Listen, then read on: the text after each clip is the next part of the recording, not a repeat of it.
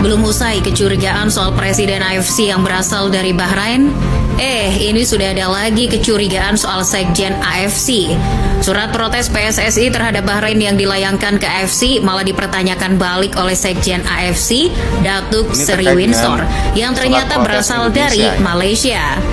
Mendengar dari mana? Sorry girl, I gotta go. Yeah, you know this ain't the old me. Try to keep it on the low.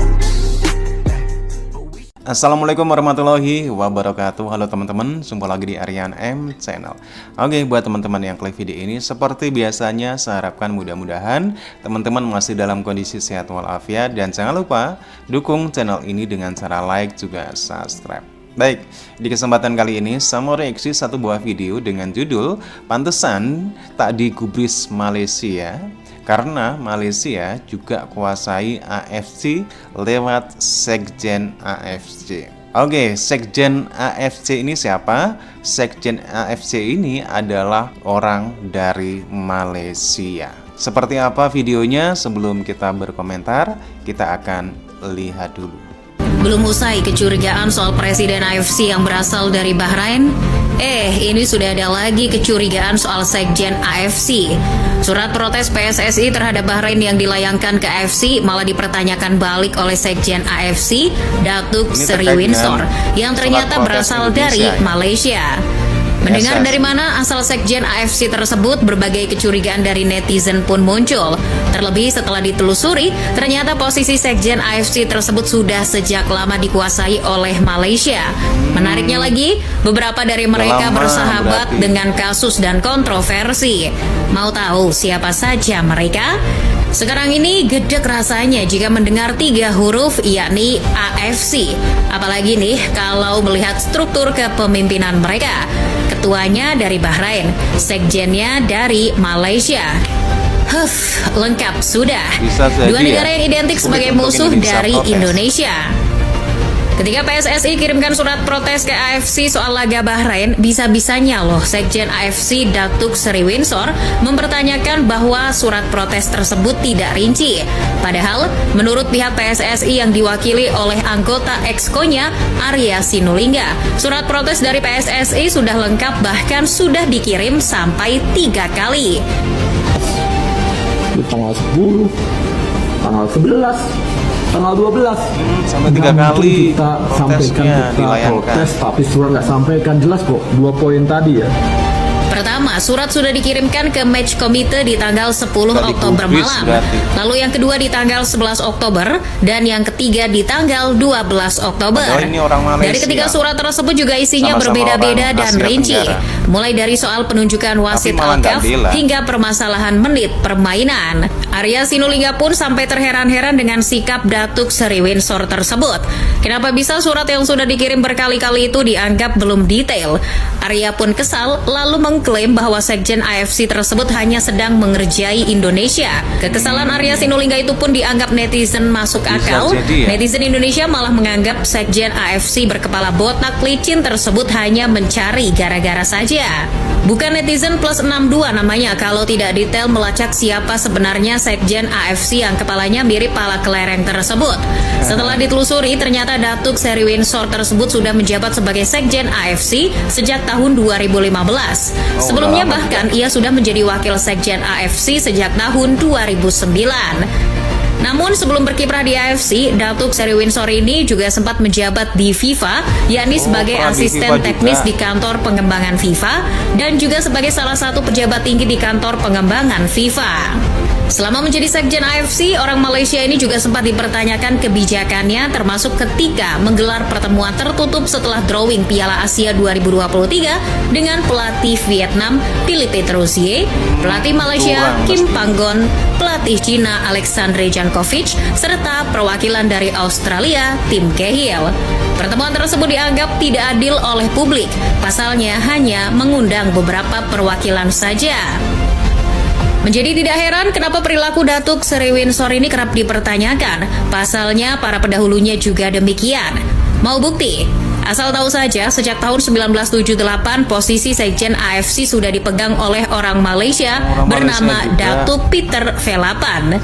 Pria kelahiran tahun 1935 tersebut sekilas mirip Presiden Soeharto. Bayangkan ia menjabat sebagai Sekjen AFC selama 29 tahun. Saat ia menjabat, banyak kebijakannya yang menuai kontroversi. Salah satunya adalah ketika ia digugat oleh negara-negara anggota ASEAN pada tahun 2006 karena menganggap negara anggota ASEAN tidak becus menangani berbagai persoalan internal sepak bolanya. Akibatnya ia pun sempat dituntut ke FIFA oleh negara-negara ASEAN tersebut.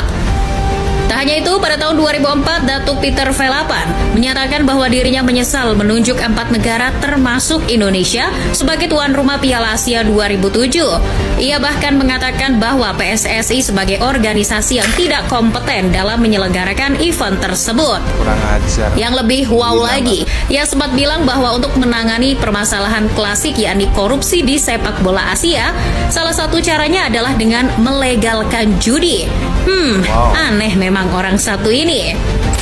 Datuk Peter Velapan yang penuh kontroversial itu akhirnya mengundurkan diri pada tahun 2007 karena alasan personal. Sebelum mundur, saat itu ia menghadapi gelombang desakan dari beberapa negara anggota ASEAN untuk segera mundur karena dianggap hanya membuat keruh persepak bolaan Asia saja.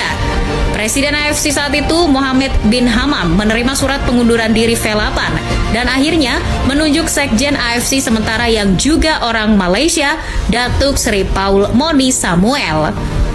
Bekerja hanya kurang lebih 2 tahun, posisinya akhirnya digantikan oleh orang Malaysia lainnya, yakni Datuk Alex Susai. Pria berkumis tebal mirip Pak Raden tersebut ditunjuk langsung oleh Mohammed bin Hamam sebagai Sekjen AFC tetap di tahun 2009. Saking eratnya hubungan Mohammed bin Hamam dengan Alex Susai, keduanya diisukan terlibat aksi kong kali kong dalam kasus korupsi. Puncaknya pada tahun 2011 saat Mohammed bin Hamam diskors FIFA karena kasus korupsi.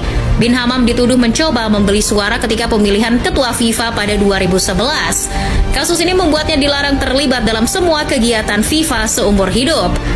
Dalam kasus ini, Sekjen AFC yang dekat dengan bin Hamam yakni Alex Susai diduga ikut terlibat. Susai dituduh menyembunyikan beberapa dokumen milik Presiden AFC bin Hamam saat dilakukannya penyelidikan kasus korupsi tersebut. Akibatnya, di tahun 2015 orang Malaysia tersebut akhirnya mengundurkan diri dari Sekjen AFC di tengah keterlibatannya dalam kasus korupsi tersebut. Lalu, kekosongan posisi Sekjen AFC diberikan kepada Datuk Seri Windsor oleh Presiden AFC terpilih tahun 2013, Sheikh Salman bin Ibrahim Al Khalifa. Datuk Seri Windsor yang juga berasal dari Malaysia ini sebelumnya adalah wakil Sekjen AFC ketika Alex Susai menjabat sebagai Sekjen AFC sejak tahun 2009. Kedekatan Sekjen AFC dari Malaysia, Datuk Seri Windsor, dengan Presiden AFC dari Bahrain, Salman bin Ibrahim Al Khalifa, terbukti sudah terjalin cukup lama. Dicurigai kedekatan tersebut bisa menimbulkan siasat busuk atau kong kali kong antara keduanya. Termasuk kecurigaan netizen Indonesia ketika surat protes PSSI kepada AFC soal Bahrain ditolak. Tak ada sanksi berat yang dikeluarkan AFC untuk menjerat wasit Al-Kaf, hanya dilarang memimpin laga saja, rasanya tak cukup. Apalagi nih, saat ini Federasi Sepak Bola Bahrain masih berusaha merengek untuk meminta AFC mengabulkan pemindahan venue laga Indonesia versus Bahrain pada bulan Maret 2025 karena alasan keamanan. Yang ditakutkan netizen Indonesia nih, amit-amit aja Datuk Seri Windsor dan Salman bin Ibrahim Al Khalifa bersekongkol lalu mengabulkan permintaan dari Federasi Sepak Bola Bahrain tersebut. Kalau sampai begitu sih sudah gak beres memang AFC ini. Terbukti kan, memang dari dulunya para petinggi-petingginya punya rekam jejak yang kontroversial. Lantas kalau sudah begini, enaknya diapain dong AFC ini? Oke teman-teman ya, demikian satu buah video yang menarik sekali. Sebuah video yang mengulas terkait dengan protes Indonesia yang dilayangkan kepada AFC atas kecurangan yang dilakukan oleh Bahrain dan juga wasit yang memimpin laga Indonesia versus Bahrain dalam menit tambahan. Ternyata apa yang dilakukan Indonesia, protes kepada AFC ini sudah dilayangkan sampai 3 kali. Bahkan protes ini tidak satupun yang digubris oleh Sekjen AFC yang orang ini berasal dari Malaysia. Satu hal yang mencurigakan sekali ketika Indonesia sudah 3 kali memprotes hal ini, ternyata tidak ada tanggapan, tidak digubris oleh Sekjen AFC yang dari Malaysia ini. Tentunya hal ini menimbulkan satu pertanyaan dari Indonesia, kenapa bisa demikian? Apakah ini ada persekongkolan dalam oknum AFC? Karena kita tahu di AFC sebagai ketua AFC itu adalah orang Bahrain, sekjennya juga orang Malaysia. Kita tahu bagaimana Malaysia yang selalu tidak berpihak kepada Indonesia. Tentunya hal ini bisa menimbulkan satu kecurigaan bagi Indonesia. Lebih-lebih nanti kalau ada persekongkolan meluluskan apa yang menjadi permohonan dari Bahrain untuk memindahkan tempat laga pertandingan Bahrain melawan Indonesia yang seharusnya di Indonesia. Oke teman-teman ya, demikian videonya. Bagaimana nih menurut teman-teman dari ulasan video ini? Silahkan teman-teman bisa berkomentar dan jangan lupa like, subscribe channel ini. Terima kasih dan wassalamualaikum warahmatullahi wabarakatuh.